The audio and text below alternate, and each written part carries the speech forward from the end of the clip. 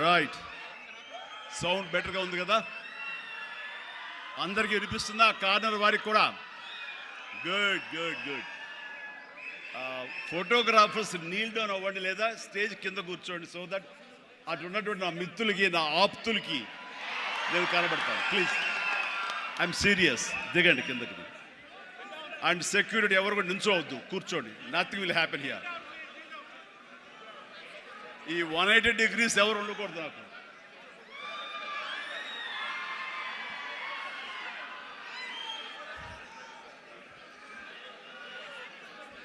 Thank you and good evening. APTA, American progressive Telugu association ఆధ్వర్యంలో నడుస్తున్న ఈ క్యాటలిస్ట్ ప్రోగ్రాంకి విచ్చేసినటువంటి అతిరథ మహారథులు దేశ విదేశాల నుంచి, ముఖ్యంగా అమెరికా నుంచి ఇక్కడ విచ్చేసి ఈ హైదరాబాదులో తెలుగు వారిని కలుసుకుంటూ తెలుగు వారిలో ఉన్న ఔత్సాహికుల్ని, యంగ్ ఎంటర్ప్రినర్స్ని ఎంకరేజ్ చేద్దాం అనే ఉద్దేశంతో ఒకరికొకరు చేదోడు వాదోడుగా ఉంటే ఆ వచ్చే రిజల్ట్ వేరేగా ఉంటుంది. ఆ రిజల్ట్ మనకే కాకుండా మన ప్రాంతానికి, మన రాష్ట్రానికి, మన దేశానికి, మనం ఉండే ఇతర దేశాలకు కూడా ఉపయోగపడే విధంగా ఉంటుందన్న విస్తృతమైనటువంటి విశాలమైన దృక్పథంతో ఈ రోజున ఇక్కడికి ఈ సమావేశం ఏర్పాటు చేశారు. ఈ సమావేశం ఇంత చక్కగా, ఇంత ఎలక్ట్రిఫైయింగ్గా, ఇంత ఎనర్జెటిక్గా జరుగుతూ ఇంతమంది ఈరోజు సమావేశమై మిమ్మల్ని చూస్తుంటే ఆప్తా సభ్యులు కాదు, నా ఆప్తులు అనిపిస్తుంది. అలాంటి ఆప్తులకు నా హృదయపూర్వక నమస్కారాలు తెలియజేస్తున్నాను. కొన్ని సభలకు వెళ్ళినప్పుడు ఏదో ముక్తసరిగా మొక్కుబడిగా ఉంటుంది, కానీ ఇలాంటి చోటుకు వచ్చినప్పుడు నా కుటుంబ సభ్యుల మధ్య ఉన్న ఫీలింగు, మీరంతా నా కుటుంబ సభ్యులు, ఒక పండుగ పురస్కరించుకుని నన్ను ఇక్కడ ఆహ్వానించారనిపిస్తుంది. అంత ఆహ్లాదంగా ఉంది, అంత ఆనందంగా ఉంది. ఇక్కడ చూస్తుంటే ప్రతి ఒక్కరిలోనూ నా మీద వారికి ఉన్న అభిమానం, ఈ తెలుగు మీద ఉన్న అభిమానం, ఈ దేశం మీద ఉన్న అభిమానం ప్రతి ఒక్కరి కళలో సుస్పష్టంగా కనబడుతూ ఉంది. అండ్ దానికి గాను ప్రతి ఒక్కరికి నాకు ఇస్తున్నటువంటి ఈ యొక్క అద్భుతమైన స్వాగతానికి శిరస్సు వంచి నమస్కరిస్తున్నాను. ఇలాంటి అత్యద్భుతమైనటువంటి కార్యక్రమం ఇక్కడ ఏర్పాటు చేయడానికి ముందు ధైర్యం కావాలి, గట్స్ కావాలి. ఇంతమందిని ఇక్కడికి వచ్చి మనం అమెరికా నుంచి 10 మంది వచ్చి ఇక్కడ ఇంతమందిని మనం కలవగలమా? మన ఆహ్వానాన్ని మన్నించి ఇంతమంది వస్తారా? మన ఆంతర్యాన్ని, మన ఎయిమ్ని, మన ఫ్యూచర్, మన యొక్క ధ్యేయాన్ని అర్థం చేసుకుని వస్తారా అన్నటువంటి వీరందరికి కూడా వీళ్ళ అనుమానాలని, వీళ్ళ పటాపంచలు చేస్తూ ఇంతమంది తరలి రావటం అనేది నిజంగా ఈ యంగ్స్టర్స్కి, ఎవరైతే దీని వెనకాల ఈ సంవత్సరం ఉన్నారో, దీనికి ఈ కమిటీలో ఉన్నారో, ఈ ఎగ్జిక్యూటివ్ బాడీగా ఉన్నారో, వాళ్ళందరికీ ఎనలేని ఉత్సాహాన్ని ఇస్తున్నారు. అండ్ నా ఈ రాకకు కూడా ప్రధానమైన కారణం వాళ్ళు ఉత్సాహపరచాలి, వాళ్ళు అనుకున్న ఎయిమ్ నెరవేరేలాగా ఉండాలి. తద్వారా ఎంతోమంది ఔత్సాహికులకు ఇది ఊతంగా ఉండాలి. భవిష్యత్తులో వాళ్ళకి ఇది మరింత ఎత్తులకు ఎదిగేందుకు గాను వాళ్ళు అనుకున్నటువంటి ఆయా సంస్థలు కానీ, ఆయా ఎంటర్ప్రెన్యూర్లు కానీ, ఆయా కంపెనీల్లో కానీ వాళ్ళందరూ అభివృద్ధిలోకి రావడానికి దోహదపడి ఒకరినొకరు భుజం కాస్తూ ఒకరికొకరు చేదుడు వాదోడుగా ఉంటూ, నేను కాదు, నా కుటుంబ సభ్యులు కాదు, నా స్నేహితులు కాదు, నా కమ్యూనిటీ, నా మనుషులు, నా తెలుగువారు వీళ్ళందరూ కూడాను పైకి రావాలనే సదుద్దేశంతో ఈ తెలుగు కమ్యూనిటీని మనందరం ఒకటి చేసి వాళ్ళందరూ అభివృద్ధి దోహదపడాలి. ఈ రోజున మనం సంపాదించుకున్నాం, మనం అమెరికాలో బాగా ఉన్నాం అనే కాకుండా మనం బాగుండటంతో పాటు మరింత మంది కూడా బాగుండాలన్న సదుద్దేశంతో ఈ రోజున ఈ క్యాటలిస్ట్ అనే ఈ ప్రోగ్రాం ఆప్తా ఆధ్వర్యంలో నిర్వహించడం అనేది ఎంతో ఉదాహం. వారందరికీ కూడా అభినందనలు తెలియజేస్తాను. వారిలో ముఖ్యంగా సుబ్బు కోట, అలాగే సాగర్ లగ్గిశెట్టి, అలాగే రమేష్ తుమ్ము, మధు వల్లి చైర్మన్ ఆఫ్ ఆప్తా, అలాగే చంద్ర నల్లం, శ్రీనివాస్ చందు, శ్రీనివాస్ చిమిట, విజయ్ గుడిసేవ, బాబీ అడ్డా. ఇలాగా ఇందులో కొద్ది పేర్లు మాత్రమే ఉన్నాయి. చెప్పాలంటే ఇక్కడ ఉన్న ప్రతి ఒక్కళ్ళ పేరున మనం చెప్పుకొని పోవాలి. వారందరికీ కూడా నా సంతోషాన్ని వ్యక్తం చేస్తున్నాను. ఇక్కడ ప్రత్యేకించి యంగ్ ఎంటర్‌ప్రెన్యూర్‌షిప్ గురించి కానీ ఎంటర్‌ప్రెన్యూర్ గురించి మీరు చెప్పాలి, ఏదైనా మాట్లాడాలి అంటే ఏం మాట్లాడాలి? ఎంటర్‌ప్రెన్యూర్‌కి ప్రాపర్ స్పెల్లింగ్ కూడా తెలియదు నాకు. ఏం మాట్లాడాలి, ఎలా చేయాలి దీని గురించి అంటే నాకు తెలియదు. నాకు అప్పుడు అనిపించింది, ఒక మనిషి అభివృద్ధిలోకి రావటానికి ఈ ఎంటర్‌ప్రెన్యూర్‌షిప్ గురించి మన పెద్ద పెద్ద ఎడ్యుకేషనిస్టులు ఏమైతే నిర్వహిస్తాయో, ఏమైతే చెబుతాయో అవన్నీ కూడా మన కాలేజీకి వెళ్లకుండా బహుశా నేర్చుకున్నామేమో. అవి మన అంతరంతరాల్లో ఉండి మనల్ని ప్రాంప్ట్ చేసినేమో. కాబట్టే అంచెలంచెలుగా మనం ఈ స్టేజ్కి చేరుకున్నాము. అంటే నేను ఒక నోవేర్ నుంచి ఈ రోజున సమ్వేర్కి ఈ రోజున వచ్చానంటే కనుక బహుశా అవన్నీ కూడా నాలో అండర్ కరెంట్గా ఉండి నన్ను ప్రాంప్ట్ చేస్తూ, నన్ను ఎంకరేజ్ చేస్తూ, నన్ను సరైన మార్గంలో నడవబట్టి ఈరోజు ఈ స్టేజ్కి వచ్చానేమో. కాబట్టి నా గురించి, నా ఎదుగుదల గురించి, నేను ఎవాల్వ్ అయిన విధానం గురించి, నన్ను నేను మలుచుకున్న విధానం బట్టి, ఆయా ప్రతికూల పరిస్థితిలో ఎలాగ నేను దాన్ని నాకు అనుకూలంగా చేసుకుని, నాకు అనుకూల పరిస్థితి చేసుకుని ఎలా ఎదుగుతూ వచ్చాను అనేది ఈ రోజున మీతో నేను చెప్పుకోగలిగితే, మీరందరూ చదువుకున్న వాళ్ళు కాబట్టి ఈ యొక్క ఎంటర్‌ప్రెన్యూర్‌షిప్లో, ఈ బిజినెస్లో, ఈ కార్పొరేట్లో ఏమేమి చెబుతారో వాటి మీరు అన్వయించుకోవచ్చు. అందులో ఈరోజు నా గురించి నేను చెప్పుకోవాల్సి వస్తే కనుక ఒక సాదాసీదాగా ఒక లో మిడిల్ క్లాస్ ఫ్యామిలీ నుంచి ప్రారంభించిన వాడిని ఈరోజు కొత్తగా నేను చెప్పాల్సిన అవసరం లేదు. కానీ ఇదివరకు గతంలో ఎవరితో షేర్ చేసుకోలేనటువంటి కొన్ని విషయాలు, అది ఈ రోజున ఫోటోగ్రాఫర్ ప్లీజ్ కూర్చోండి. ఆల్ ద 3 కానిస్టేబుల్ గారు ప్లీజ్, థ్యాంక్ యూ. వాళ్ళందరూ ఏమండి మీరు అడ్డొస్తారు, మీరు కిందకి వెళ్ళిపోండి ప్లీజ్, అటు అడ్లేకండి. Thank you. సో నేను ఎలాగొచ్చాను, ఏమిటి నా మైండ్ సెట్ ఎలా ఉండింది, ఎప్పటికప్పుడు అది మార్చుకుంటూ ఎలాగ నేను ఎవాల్వ్ అయ్యాను అనేది ఈ రోజున మీతో నేను షేర్ చేసుకుంటే అది చాలామందికి ఆలోచింపజేస్తుంది, ఆచరించేలా చేస్తుంది. అది ఆమోదం అయితే కనుక అది వినియోగించుకునేలాగా కూడా చేస్తుందని నేను ఆశిస్తున్నాను. అండ్ నాకు చిన్నప్పుడు స్కూల్లో చేరినప్పుడు 7th 8th క్లాసుల్లో నాకు ఇంట్రెస్ట్ అనేది ఏమిటి అని అన్ని ఏదో ఒకటి సాధించాలి, ఏదో ఒకటి ఉండాలని ఉండేది. గేమ్స్ అనేది, ఆట అనేది ఎవరికి ఇష్టం ఉండదండి. చదువు అంటే కష్టం కానీ ఆట ఎవరికి ఇష్టం ఉండదు. సో చదువు వైపు తప్పనిసరిగా వెళుతున్నాం కానీ నా మనసు ఆటల వైపు అని. అప్పుడు బాల్ బ్యాడ్మింటన్ ఉండేది, ఎల్లో బాల్ ఇలా ఉండేది. సో 1-2 రోజులు ఆడిన తర్వాత 3వ రోజు ఆడు ఎవడో ఏమో తెలియదండి, సరిగ్గా కొడితే అది నా కంటికి తగిలి కళ్ళు వాచిపోయింది. ఆ తర్వాత మళ్ళీ ఆ గేమ్ వైపు వెళ్ళలేదు. సరే వాలీబాల్ ఆడదాం కదా అంటే వాలీబాల్ ఆ అవతల షాట్ ఎగిరి కొట్టినప్పుడు నేను ఫింగర్స్తో టచ్ చేశాను. ఇలా టచ్ చేస్తుంది, ఫింగర్తో టచ్ చేస్తే మొత్తం 7 వంగిపోయినాయి. ఆ ఆట అంటే భయం వేసింది. క్రికెట్ అంటే ఆడెవడో మన బాల్ తీసుకొచ్చి నా బొట్టనవేలు మీద కొట్టాడు, బొట్టనవేలు వాసిపోయింది. ఏంటి మన గేమ్స్ అచ్చొచ్చేలా కనపట్లేదు, నెక్స్ట్ ఇది కాదులే అనుకున్నాగా ఎన్సీసీ అనేది, నేను ఎక్స్ట్రా కరికులర్ యాక్టివిటీస్లో పార్టిసిపేట్ చేయాలని నాకు ఎన్సీసీ కనిపించింది. ఎన్సీసీలో ఒక క్రమశిక్షణ వస్తుంది అండ్ ఎక్సర్సైజ్ ఉంటుంది, డిసిప్లిన్గా మనం ఇది అన్వయించుకోవచ్చు, అలవర్చుకోవచ్చు అనే ఉద్దేశం దాంతో చేరిన నాకు కాలేజీ డేస్లో బీకామ్ చదువుతుండగా ఫస్ట్ ఇయర్లో ఒక క్యాడెట్ ఆఫ్ ఎన్సీసీ, నేవీ ఎన్సీసీలో నేను చేరినప్పుడు ఒక క్యాడెట్గా చేరాను. నెక్స్ట్ ఇయర్ పెటీ ఆఫీసర్ అయ్యాను. ఆ తర్వాత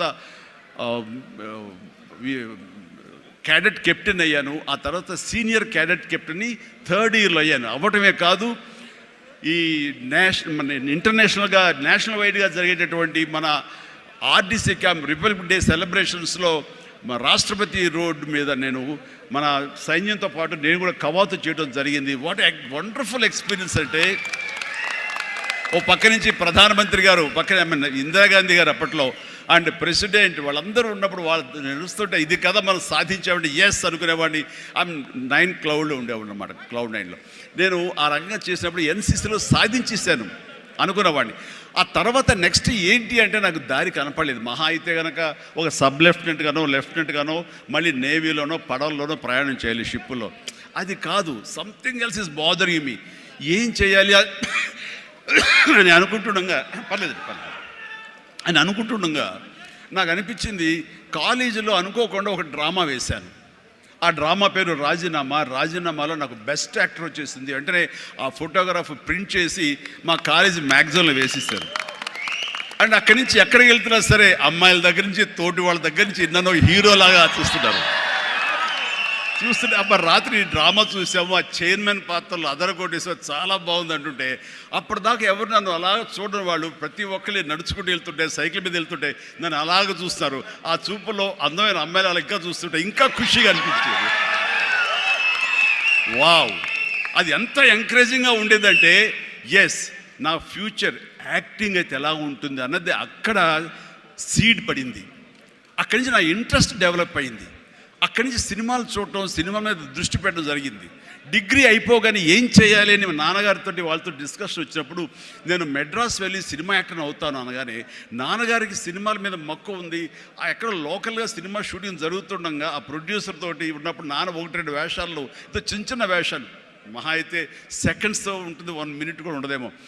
ఏ సెంటర్గా నాకు ఇది ఎందుకు చేయకూడదు, చెయ్యొచ్చురా, కానీ అది మన ఏరియా కాదు, మనకు ఎవరు తెలిసిన వాళ్ళు లేరు, అక్కడ దిక్కుముక్కు లేదు, నీకు ఎవరు ఆసటగా నిలబడతారు, బాసటగా నిలబడతారు, ఎవరిని చేయూతనిస్తారు, చాలా కష్టం, ఎక్కడో అన్నోన్ ఫీల్డ్కి వెళ్ళి నువ్వు రాణించగలవా, ఒంటరిగా వెళ్తున్నావు అని అంటే ఏదో గట్ ఫీలింగ్, నేను రాణిస్తాను అన్న నమ్మకం, నేను వస్తాను అన్న నమ్మకం. ఎందుకంటే ఏమనుకున్నా, ఏ బ్యాంక్ ఎంప్లాయీ అనుకున్నా, నాన్నగారిలాగా పోలీస్ డిపార్ట్మెంట్ అనుకున్నా, ఇంకోటి అనుకున్నా, నేవీ ఆఫీసర్ అనుకున్నా కిక్ ఇవ్వటం లేదు. అదే సినిమా యాక్టర్ అయితే యా అని అనిపించింది అని అప్పటి నుంచి సినిమా మీద దృష్టి పెట్టాలంటే నేను లింగులిట్టుకుంటూ వెళ్ళి 4 ఫోటోలు తీసుకుని ఆఫీసుకి వెళ్తే ఎవడో ఆదరించడు. నేను ఒక ఫిలిం ఇన్స్టిట్యూట్లో ట్రైనింగ్ అయ్యానండి, ఆమె ట్రైన్డ్ యాక్టర్ అని అంటే ఎంతో కొంత ఆదరణ ఉంటుంది. రావు కూర్చొని చేసి టీ అని ఇస్తారేమో అనే ఉద్దేశంతో నేను ఫిలిం ఇన్స్టిట్యూట్లో జాయిన్ అయితే అక్కడ నేను అయ్యాను. ట్రైనింగ్ అయిన తర్వాత అక్కడి నుంచి ఏ ఒక్క రోజు కూడా నమ్మండి, ట్రైనింగ్ పూర్తి అవ్వకుండానే నన్ను నా టాలెంట్ని చూసి ఆయా ప్రొడ్యూసర్లు అప్పటికప్పుడు నాకు వేషాలు ఇవ్వడం మొదలుపెట్టారు. నా ఫోటోలు తీసుకుని ఏ ఆఫీస్కి వెళ్ళలేదు, ఏ ఆడిషన్స్కి వెళ్ళలేదు నాకు, బట్ ఒకటే ధ్యేయం, ఎస్ అని. ఆ టైంలో అందరూ తెలుసుకోవాల్సింది, మీ వర్క్లో కూడా తెలియకుండా పాండీ బజార్ వెళ్ళేవాడిని ఎప్పుడైనా. అక్కడ వెస్టర్న్ ఇంట్రెస్ట్ నుండి డిస్గస్టెడ్ పీపుల్, ఫ్రస్ట్రేటెడ్ పీపుల్ అక్కడ ఉండే కాఫీలు టీలు తాగేవాళ్ళు. నేను అక్కడికి వెళ్ళేవాడిని. కొంతమంది కలిసి, ఏంటి కొత్తగా వచ్చావా, ఏం చేస్తున్నావు, సినిమాల వేషం ట్రై చేస్తానని, ఇంకా ఇన్స్టిట్యూట్లో ట్రైనింగ్ అవుతున్నాను. ఆహా, అబ్బో, రైట్ రారా, వీడు చూడు ఎంత అందంగా ఉన్నాడు, కొట్టేరు లాంటి ముక్కు, మంచి ఇది వచ్చేస్తూ, వీడికే దిక్కు ముక్కు లేదు, సోసోగా కనిపించే నీకేంటయ్యా, ఇదో ఇక్కడ అక్కు ఆశ పెట్టుకోకు, ఇక్కడున్న ప్రతి ఒక్కళ్ళు కూడా సినిమాల్లో ఏదో ప్రయత్నం చేసిన వాళ్ళే, ఇక్కడ నా అనేవాళ్ళు ఎవరు లేకపోతే నువ్వు రాణించలేవు అని చెప్పినప్పుడు చాలా డిసప్పాయింట్ అయిపోయేవాడిని, సల్క్ అయిపోయేవాడిని, కుంగిపోయేవాడిని. అలాగే రూమ్కి వెళ్ళేవాడిని, ఆ రోజంతా నిద్ర పట్టేది కాదు. నిజమా అనేది, నేను ఏదైతే ఆశలు ఏదైతే మనసులో పెట్టుకుని నేను అవుతాను నమ్మకం ఉందో ఆ నమ్మకం సడిలిపోయేది, బ్రేక్ అయిపోయేది, కూలిపోయేది. అప్పుడు నేను ఒక్కడనే, నాకు ఆంజనేయ స్వామి ఒక్కడే నాకు ఉండేవాడు. ఆయన దగ్గరికి వెళ్ళి ఆయన ప్రార్థించున్నాను, ఆయనతోటే నేను కాన్వర్స్ చేసేవాడిని, ఆయనతోటే సంభాషించేవాడిని. ఆయనతోటి నేను ఏది మాట్లాడినా సరే ఆయన నాకు బదులు చెప్తున్నట్టుగా అనిపించేది. నేను ఎవరు వెళ్ళమన్నారా అక్కడికి, నెగిటివిటీ ఫీల్డ్లోకి? నీకు పాజిటివ్ కావాలి, ఎక్కడైతే నీకు పాజిటివిటీ ఉంటుందో నీ పాజిటివ్ ఫీలింగ్ని, నీ ఎయిమ్ని అది ఎన్హాన్స్ చేస్తుంది, స్ట్రెంగ్తన్ చేస్తుంది. అక్కడికి వెళ్ళు, అది గట్టి పడేంత వరకు, నీకు అవకాశాలు వచ్చేంత వరకు, నువ్వు రాణించేంత వరకు నెగిటివిటీని అస్సలు దగ్గర తీసుకోకు, ఫ్రస్ట్రేటెడ్ పీపుల్స్ సమక్షంలో వెళ్ళకు, నీ మీద నమ్మకం పెట్టుకో అని ఆ భగవంతుడు నాకు చెప్పాడు. ఏ పర్సనాలిటీ డెవలప్మెంట్స్ కానీ, ఏ మన బిజినెస్ మేనేజ్మెంట్లో కానీ ఏ బుక్స్ నాకు ఏమీ తెలియదు, అది స్పెల్లింగ్ కూడా తెలియదు నాకు. ఆయన చెప్పినప్పుడు ఇంట్యూషన్, అది నా అంతరాత్మే నాకు ప్రబోధించిందా, లేకపోతే బయట నుంచి ఆ భగవంతుడే చెప్పాడా, అది నేను అది నిర్వచించలేను. కానీ ఇక మీద అటు వెళ్ళకూడదు అని అనుకున్నాను. ఎప్పుడు ఇంతవరకు మళ్ళీ ఆ నెగిటివిటీ వైపు వాళ్ళ ఫ్రస్ట్రేటెడ్ పీపుల్ ఎప్పుడు ఎంటర్టైన్ చేయలేదు నేను. ఆ నమ్మకమే నాకు నిజంగా నాలో బలమైంది. అంటే మీరు ఒక ఉదాహరణ చెప్తాను అందరికీ అర్థమయ్యేలాగా. మనం ఒక అద్భుతమైనటువంటి సౌధం, ఒక బిల్డింగ్ కట్టాలంటే స్లాబ్ వేస్తాం. ఆ స్లాబ్ వేసినప్పుడు ఆ వేసిన ఒక్కరోజు వర్షం పడకుండా ఉంటే బాగుండు, అది దాని నీరు తగలకుండా ఉంటే బాగుండు, అన్ని రకాల కేర్లు తీసుకుని వెదర్ రిపోర్ట్ కూడా తీసుకుని మనం స్లాబ్ వేస్తాం. ఆ స్లాబ్ వేసిన 24 hours తర్వాత దాన్ని నీరు పడితే గనక లోపల మొత్తం అది పాడైపోతుంది. అలాంటి స్లాబ్ ఆ తర్వాత క్యూరింగ్ చేయడం కోసంగా అదే వాటర్ తోటి మనం క్యూర్ చేస్తాం మనం. అప్పుడు ఆ వాటర్ దాన్ని స్ట్రెంగ్తన్కి బలం ఇస్తుంది తప్ప అది కూలిపోవడానికో ఇదే పాడైపోవడానికో దోహదపడదు. అంటే మనం మానసికంగా గట్టిపడినప్పుడు ఏ నెగిటివిటీ అయినా సరే మనం ఏమీ చేయలేదు. అంటే ఇంకొక ఉదాహరణ చెప్పాల్సి వస్తే కనుక, ఒక పెరుగు తోడుకుంటున్నప్పుడు ఆ ప్రాసెస్లో ఒక చిన్న ఉప్పు బెళ్ళపడ్డా లేదు ఒక నిమ్మకాయ రసం అందులో పడ్డా సరే మొత్తం విరిగిపోతుంది. అదే పెరుగు గట్టిపడిన తర్వాత దాంట్లో అదే నిమ్మకాయ అదే ఉప్పు వేస్తే ఆ రుచే వేరు. అందుకని మనం ఆ యొక్క ప్రాసెస్లో ఉన్నప్పుడు, అది సాధించాలనే మన పట్టుదలతో ఉన్నప్పుడు ఎలాంటి నెగిటివిటీ ఉండకూడదు. నీ మనసునే నమ్ముకోవాలి. నీ ఎయిమే నీకు మెయిన్. కళ్ళ గంతలు కింద గుర్రంలాగా నీ ఎయిమ్ వైపు నువ్వు సాధించుకుంటూ దాన్ని ఏమైనా సరే నా వశం చేసుకోవాలన్న పట్టుదలతో వెళ్తూ ఉండాలి. వెళ్ళేవాడి కష్టాన్ని నమ్ముకోవాలి, పర్సివరెన్స్ నమ్ముకోవాలి, డెడికేషన్తో ఉండాలి. ఆ రకంగా నేను నిజం చెప్తున్నాను. నేను ఎక్కడ ఏ చెడు అలవాట్లకు కానీ, ఎక్కడ ఏ వయసెస్ కానీ, వ్యసనాలు కానీ లోను కాకుండా ఆంజనేయ స్వామి అనేవాడు నా ధ్యేయం. నాకు సినిమాలో నెంబర్ 1 అవ్వాలన్నది ఒకటే ధ్యేయం. ఆ రకంగా ముందుకుంటూ వెళుతూ వస్తూ ఉండేవాడిని. ఈ లోపల అవమానాలు జరగకపోలేదు, ఎన్నో డిసప్పాయింట్మెంట్ జరగకపోలేదు. అయితే అప్పట్లో నాది బాగా గట్టిపడినటువంటి కాంక్రీట్ స్లాబ్, బాగా గట్టిపడినట్టు పెరుగులాగా అయ్యాను కాబట్టి ఇవేమీ నాకు లేవు. వీటిని నాకు అనుకూలంగా మలుచుకున్నాను. ఒక గ్రద్ద పైకి ఎగురుతున్నప్పుడు తన స్వశక్తితోటి పైకి ఎదగదు. కొంతవరకు ఎగిరిన తర్వాత అక్కడ ఉండేటటువంటి గాలి పవనాలని అదును చూసుకుని వాటిలోకి ఎంటర్ అయ్యి ఆ యొక్క కరెంట్స్ తోటి అది ఇంకొంచెం హైట్కి వెళ్తుంది. అందుకని నాకున్న పరిస్థితులు నాకు అనుకూలంగా మార్చుకుని నేను పైకి వెళ్తూనే వచ్చాను తప్ప ఎప్పుడూ కిందకి పడలేదు. ఈ రోజుకి పడలేదు. సినిమా ఇండస్ట్రీకి అంత ఇదిగా ఉన్నానంటే నాకు నేనుగా ఏర్పరచుకున్నటువంటి, నాకు నేనుగా చూసిన ఫిలాసఫీ తోటి ఆ యొక్క దీంతో ముందుకు వెళ్తూనే వచ్చాను. అంటే చాలాసార్లు చెప్పాలంటే ఎన్నో డిసప్పాయింటింగ్ జరిగింది నాకు. అంటే ఒక సినిమాలో నన్ను బుక్ చేసి మహానటుడు రామారావు గారితో అప్పట్లో ఒక సినిమా చేశాను, తిరుగులేని మనిషి అని. దేవి ప్రసాద్ గారు ప్రొడ్యూసర్. అందులో నేను, ఫటాఫట్ జయలక్ష్మి, ఆయన రతి అగ్నిహోత్రి చేశారు రామారావు గారితో. ఆ సినిమాలు చాలా బాగా చేశాను. రామారావు గారి పక్కన మరొక హీరోగా నాకు అవకాశం వచ్చింది. అంతా ఎర్లీ స్టేజ్లోనే అనుకుంటాను. నాకు ఆ సినిమా ఫెయిల్ అయింది. ఆ తర్వాత మళ్ళీ అదే రామారావు గారితో మళ్ళీ సినిమా చేసే అవకాశం వచ్చింది ఒక దిగ్దర్శకులతోటి. అయితే నాకు డేట్లు ఇచ్చారు, నా మెజర్మెంట్స్ తీసుకున్నారు, నేను వెయిట్ చేస్తాను.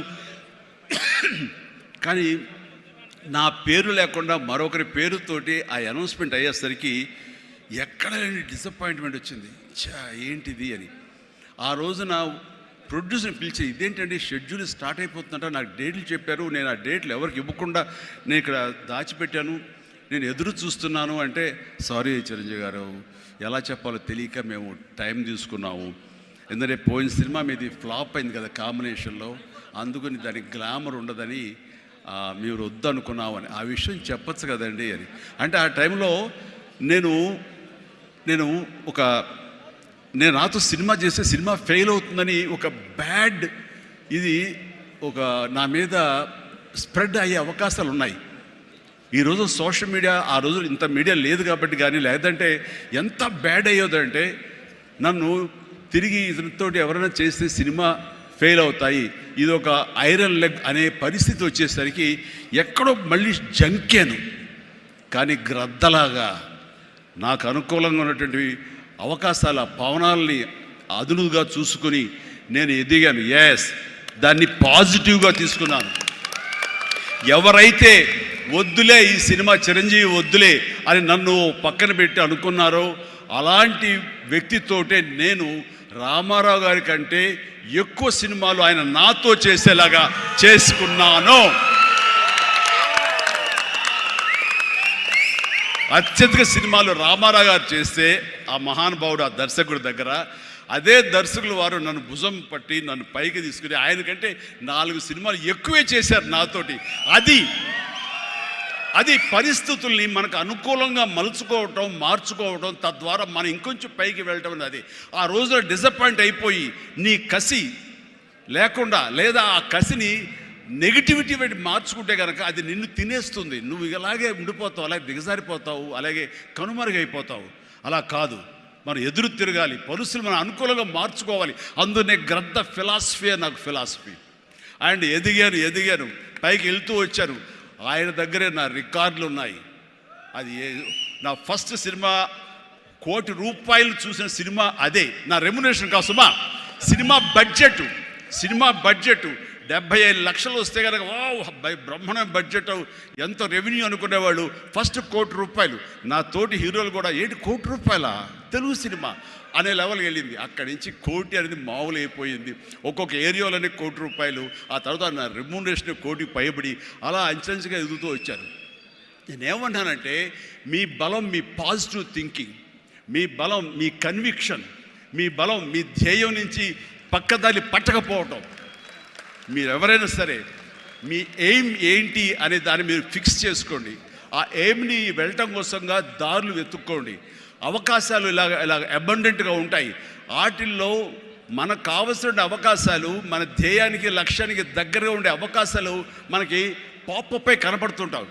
ఆ పాపపై కనపడే దాన్ని మనం గుర్తించగలగాలి, వాటిని ఎంబ్రేస్ చేసుకోగలగాలి, వాటిని మనకు అనుకూలంగా మనం మలుచుకోగలగాలి, అవి మనం బలంగా చేసుకోగలగాలి, వెళ్ళాలి. ఇనీషియల్గా వెళ్ళినప్పుడు డబ్బే సంపాదించుకోండి. డబ్బే కాదు ప్రధానం, నిలదొక్కుకోవడం ప్రధానం. మన ఎయిమ్ వైపు మనం వెళ్ళటం అన్నది అది ప్రధానం. వెళ్ళిన తర్వాత డబ్బు ఆటోమేటిక్గా వస్తుంది. అనుకున్నావా ఇంత వస్తుందని, ఆ తర్వాత డబ్బునే పెంచుతుంది. సో నేను అలాగే వెళ్తూ వచ్చాను. నిలదొక్కుకోవాలి, ఇక్కడ నెంబర్ 1 అనిపించుకోవాలి, నా స్థానం సుస్థిరం. ఇది లేకపోతే నేను బయట నయా పైసాకి పని చేయను. ప్రైమ్ టైం నా లైఫ్లో అయిపోయింది కాబట్టి ఇక్కడ ఏమైనా సరే అని ఆ రకంగా వెళ్ళేవాడు. ఎక్కడ ఈగోకు వెళ్ళకుండా, ఎక్కడ హర్ట్ అవ్వకుండా, వాళ్ళు నన్ను సినిమాలను తీసేసరే, నన్ను కాదన్నారే అనే కోపం కంటే కూడాను వాళ్ళని ప్రసన్నం చేసుకోవాలి. వాళ్ళు మళ్ళీ అతన్ని మనం బాధ పెట్టుంటామేమో కదా అని వాళ్ళ మనసుల్లో వాళ్ళు వాళ్ళు గిల్ట్ ఫీల్ అయ్యేలాగా చేసి నెక్స్ట్ ఏమైనా సినిమా చేయాలయా అని అనిపించేలాగా నా బిహేవియర్ ఉండేది. ఆ బిహేవియర్ తోటి వాళ్ళ ఆఫీస్కి వెళ్ళి కూర్చునేవాడిని. అంటే అక్కడ నాకు ఒక పౌరుషం లేదని కాదు, పరిస్థితి నాకు అనుకూలంగా మలుచుకోవడంలో నేను అది ఆ రకంగా కొంచెం తగ్గి వెళ్తాను. నేను తగ్గడం మూలంగా ఆ తర్వాత వచ్చే కరెంటు వేవ్స్ దాని మీద ఎక్కితే అదే తీసుకెళ్తాను పైకి. అది నమ్మిన వాడిని నేను. అలాంటి దర్శకులతోటి, ఆ దర్శకులతోటి నేను హైయెస్ట్ సినిమాలు చేశాను అన్నది ఈ రోజున వాస్తవం. అలాగే ఇక్కడ సినిమా ఇండస్ట్రీలో నీ టాలెంట్ అనేది ఇనీషియల్ స్టేజ్లో secondary. How you behave, how you cooperate with the producers. So all the time how you look in to their benefit, వాళ్ళ బాగులు ఎలా చూసుకుంటావు, వాళ్ళకి లాభం రావాలి ఎలా చూసుకుంటావు అనే దాని మీద దృష్టి పెడితే అది నిన్ను మరింత దగ్గర చేర్చుకుంటుంది. రామారావు గారి ఎగ్జిట్ తర్వాత, ఆయన పాలిటిక్స్కి వెళ్ళిన తర్వాత ఒక గ్యాప్ లోపల ఉన్నారు మహానటులు ఎంతోమంది ఉన్నారు. శోభన్ బాబు గారు, కృష్ణరాజు గారు, కృష్ణ గారు, నాగేశ్వర గారు, అందరూ ఉన్నారు. ఆ టైంలో ఒక కొత్త వాటికి ఛాన్స్ రావడం అనేది ఎంత కష్టం అనేది నేను ప్రత్యేకించి చెప్పక్కల. ఈ రోజుల్లో మాత్రం కాదు. ఆ రోజుల్లో ఏంటి అంటే, నా టాలెంట్ ఉంది కదా ఎస్ అని అనుకుంటే కుదరదు బాబు. నీ బిహేవియర్ కూడా దానికి అడిషనల్గా యాడ్ అవ్వాలి. మనం కొంచెం ఏంటంట అని అన్నామనుకోండి, అబ్బో వీడితో ఎక్కడ పడుతున్నా బాబు, వద్దురే బాబు, ఆల్టర్నేటివ్ చూడండిరా అనేలాగా వాళ్ళ మైండ్ సెట్ ఉంటుంది. మనలాంటి నటులు ఎంతోమంది ఉంటారు. బట్ వాళ్ళలో మనం బెస్ట్ ఆప్షన్ అంటే అపార్ట్ ఫ్రమ్ అవర్ హిస్టానిక్ టాలెంట్స్, మనకున్న నైపుణ్యం కంటే కూడా మన వ్యక్తిత్వం అని కూడా చాలా చాలా ప్రధానమైన పాత్ర వహిస్తుంది. అలాంటి వ్యక్తిత్వాన్ని నమ్ముకుని వాళ్ళ ఆఫీసులకు వెళ్ళి కూర్చుని వాళ్ళతో సత్సంబంధాలు ఏర్పరచుకుని మీలో ఒకడిని అంటూ వాళ్ళకి ఆ నమ్మకం కలిగించి పెట్టి అలా ముందుకు వెళ్తుండేవాడిని. ఎలాగ ఎవాల్వ్ అయ్యాను అంటే, నన్ను ఇండస్ట్రీ నాకు చేయూతనిచ్చి ఇండస్ట్రీ నన్ను పైకి ఎదిగేలా చేసింది అనే దానికంటే నన్ను ప్రేక్షకులు ఫస్ట్ వాళ్ళను గుర్తించారు. ఇండస్ట్రీ గుర్తించలేదు, ప్రేక్షకులు గుర్తించారు, ప్రేక్షకులు చేయూతనిచ్చారు.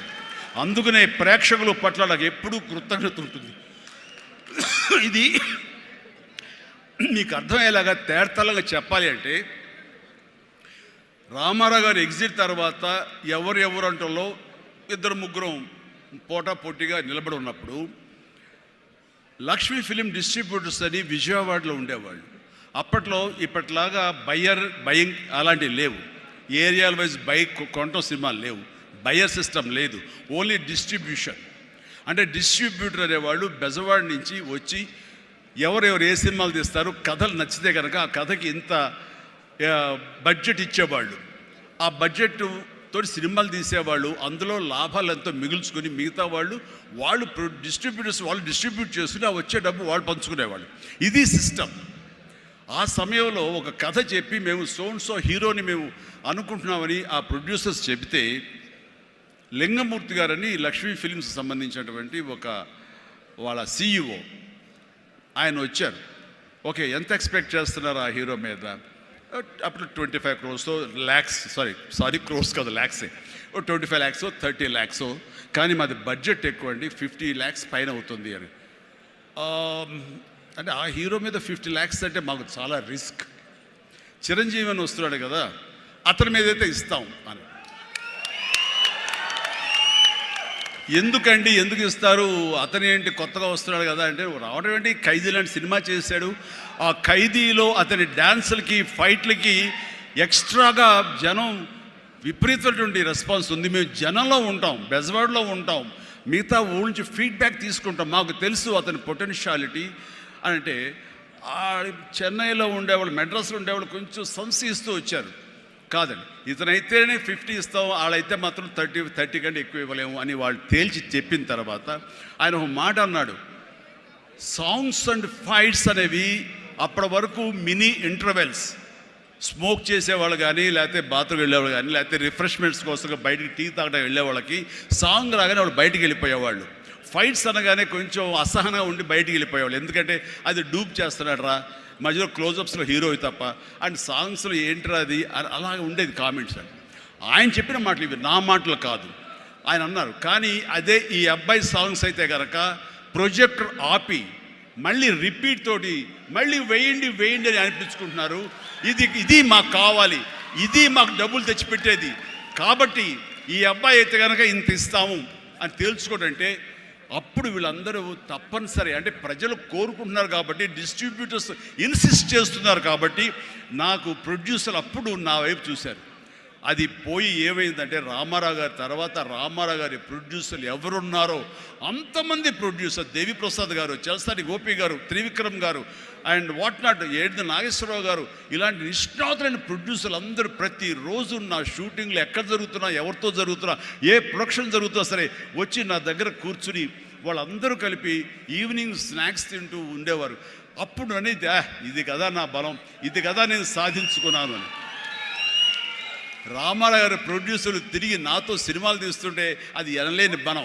నెంబర్ 1 హీరో అవ్వాలని అనుకున్న నాకు ఆ క్షణం అనిపించింది, ఎస్ అయ్యానని ఒకసారి కాలర్ ఎగరేస్తే ఏమవుతుందో కూడా నాకు తెలుసు. అందుకనే అణిగిమణిగే ఉండాలి, ఎప్పుడు సబ్జ్యూడ్గానే ఉండాలి.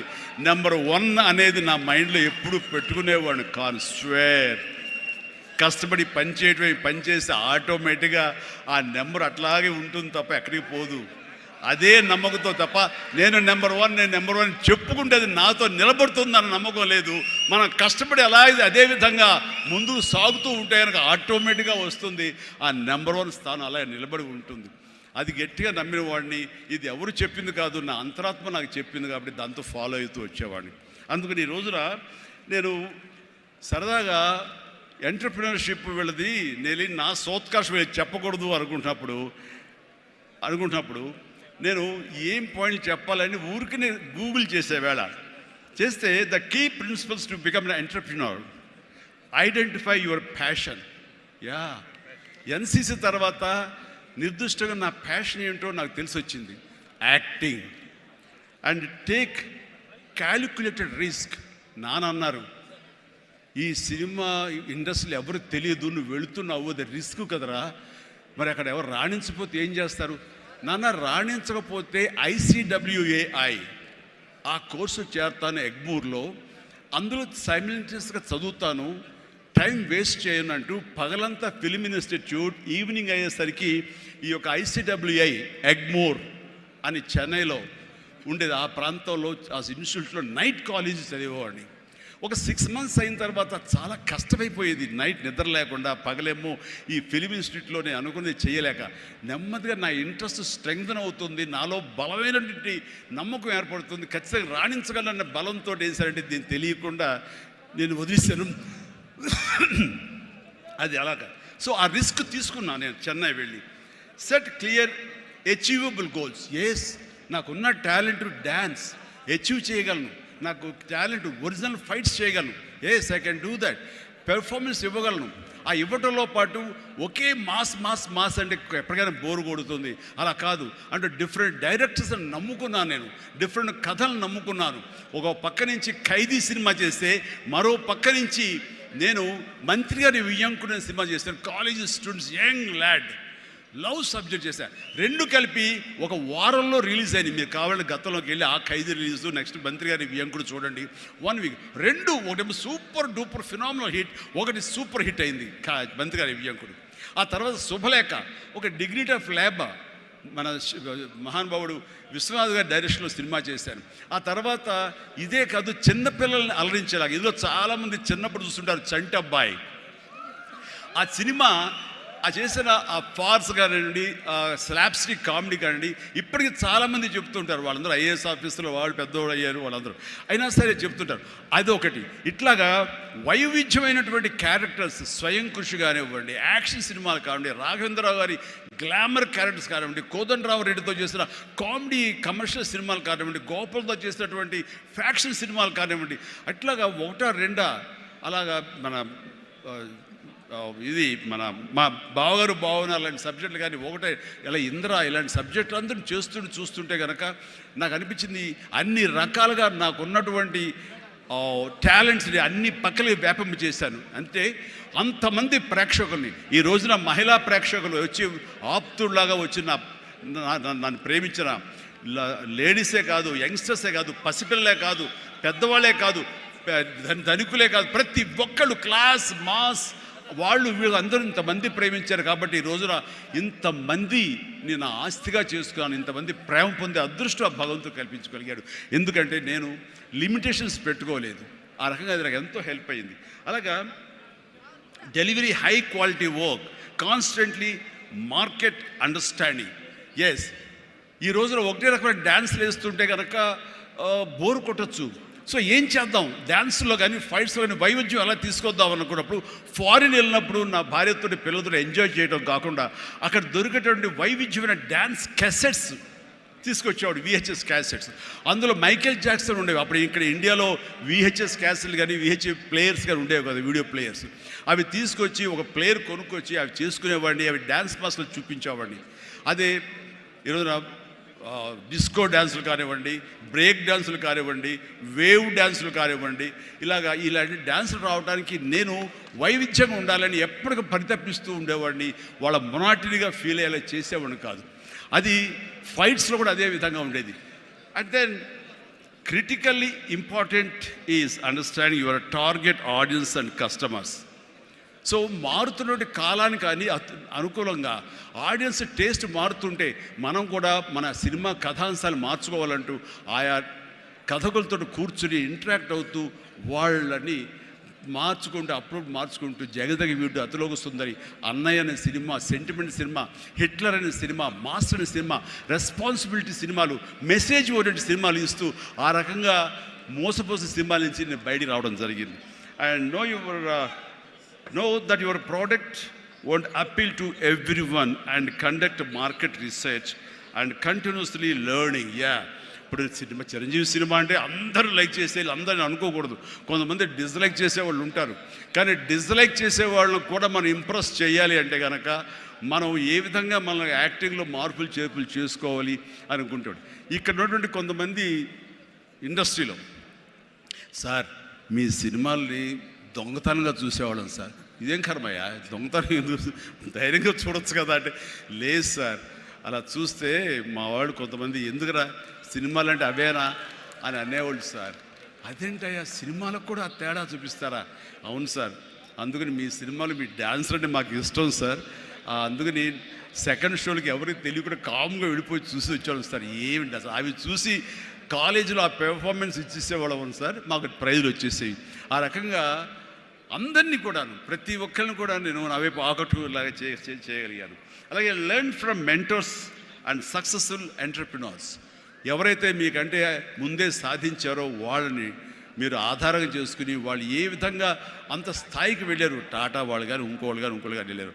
అంటే నా విషయంలో రామారావు గారు, నాగేశ్వరరావు గారు ఆ స్థాయికి వెళ్ళారంటే క్రమశిక్షణ, టాలెంట్ అనేది ప్రూవ్డ్. కానీ ఇక్కడ క్రమశిక్షణ అనేది చాలా ఇంపార్టెంట్. అందరితో సత్సంబంధాలు పెట్టుకోవడం ఇంపార్టెంట్. నిన్ను క్రిటిసైజ్ చేసే వాళ్ళు ఉంటారు, ఆవేశపడకు, వాళ్ళ తప్పు వాళ్ళు తెలుసుకుంటారు, నువ్వు సంయమనం పాటించాలి. అండ్ అట్లాగా నేను నా సీనియర్స్ నుంచి నేర్చుకుంటూ వచ్చాను. Learn more mentor and successful entrepreneurs of course.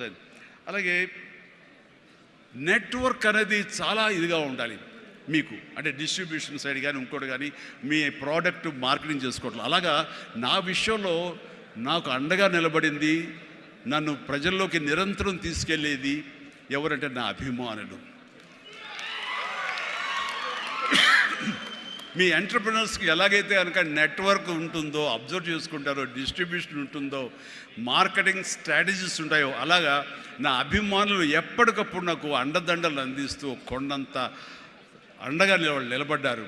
వాళ్ళు నా కోసం ప్రాణం ఇచ్చే లెవెల్కి వాళ్ళు ఉన్నారు. నేను అన్నాను, మీరు నాకు ప్రాణం ఇవ్వక్కర్లేదు, మీ యొక్క సహాయ సహకారాలతో రక్తం ఇచ్చి ప్రాణాలు నిలబెట్టండి అన్నాను. ఆ మాట పుణిగి పుచ్చుకుని 25 సంవత్సరాలుగా ఈరోజు కూడా వాళ్ళు రక్తదానం చేస్తూనే ఉన్నారు. వాళ్ళందరికీ నిజంగా జీవితాంతం నేను రుణపడి ఉంటాను.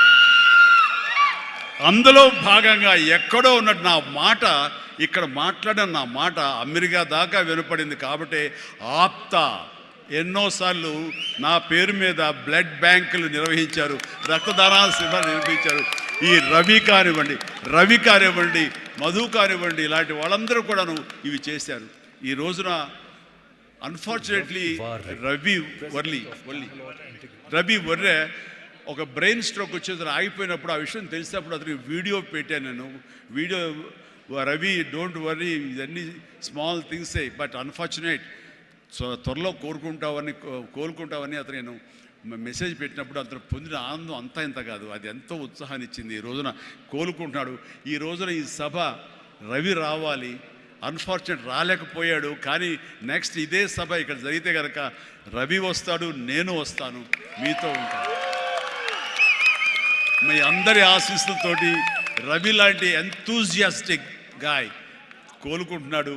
వాళ్ళు మధుతోటి, సాగర్ గారితో, మన ఇతర ఫ్రెండ్స్ తోటి, సుబ్బు చంద్రశేఖర్ గారితో, వీళ్ళందరితో కూడాను మళ్ళీ కలిసి ఈ యొక్క సభల్ని ఇంతకంటే అద్భుతంగా చేయాలి. అండ్ ఆ రకంగా నేను మీ ఎంటర్ప్రినర్షిప్, యంగ్స్టర్స్ ఎలాగ రావాలి ఏమిటి అనేది నా గురించి నేను చెప్పుకోవడంలో తెలియకుండానే మీకు అందరికీ చెప్పాను. అది మీకు అందరికీ అర్థమై ఉంటుందేమో అనిపిస్తుంది. కాబట్టి ఇది నాకు గొప్ప అవకాశం. ఈ తీరుగా, ఈ రీతిగా, ఇదే విధంగా మనం వెళ్ళగలిగితే కనుక ఎవ్వరికి అడ్డుండదు. ఇక్కడ ఒక్కొక్కళ్ళు ఒక్కొక్క గ్రేట్ ఎంటర్ప్రినర్స్ అవుతారు.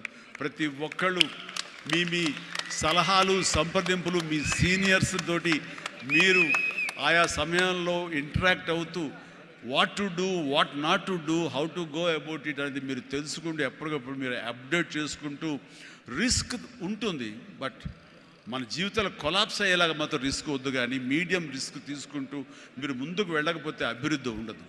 ఛాలెంజ్ సినిమా ఎంతమందికి ఇన్స్పిరేషన్ వచ్చింది అంటే, ఆ రోజుల్లో ఏమి చేయాలరా అని తొయ్యనంటే వాళ్ళకి ఆ సినిమా ఒక దిక్సూచిలా ఉండి, ఈవెన్ మనం కూడా అచీవ్ చేయగలం అనే నమ్మకం వచ్చింది. అలాగా సినిమాల ద్వారా ఇతోధికంగా నేను చాలామందికి మార్గదర్శకంగా నిలబడ్డాను, ఇన్స్పిరేషన్గా నిలబడ్డాను. ఆ రకంగా మీరు కూడా ఈ వండర్ఫుల్ జీవితం, ఒకే ఒక జీవితం, దీన్ని సద్వినియోగపరుచుకుంటూ మీరు మరింత హైట్స్కి ఎదగాలని, మరింత అభివృద్ధిలోకి ఎదగాలని, ఇదే సభ 1 year లోపు జరిగినప్పుడు మీరు ఫీల్ అవ్వాలి, లాస్ట్ టైం మనం వచ్చే January 25, కానీ ఈ January 26 ఆ ప్రాంతాల్లో మనం ఎంత ఎదిగాము ఇది అంటే చిరంజీవికి మీరు చెప్పుకుంటే కనుక అంతగా మించి నాకు కావాల్సిన ఇంకేమీ లేదు.